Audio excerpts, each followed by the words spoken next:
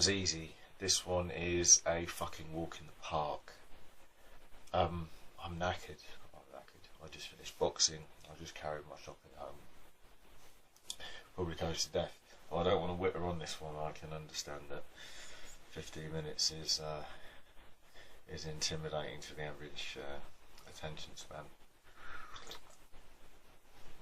which is a shame, but never mind. These are the times in which we live. Anyway, quick and easy. Whippy do it.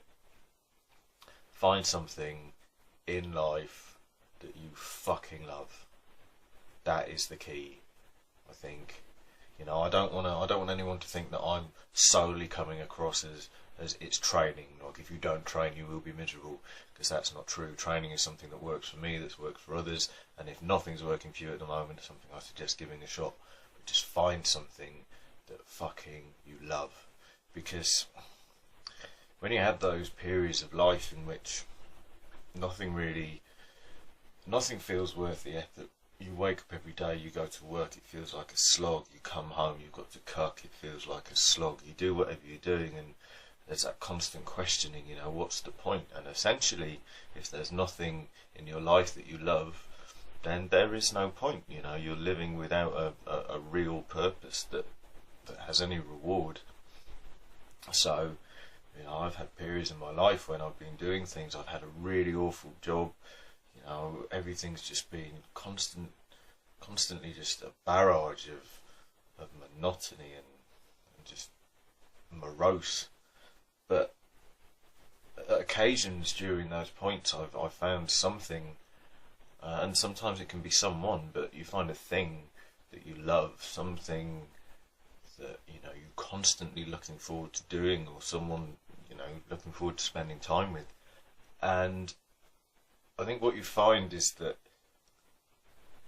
all the other environments that you exist within outside of that, they no longer take their toll, like the long days at work, but you constantly have this buzz. You know, everything you're doing is just getting you closer and closer to that moment that you spend doing or with the thing that you love, and life goes good.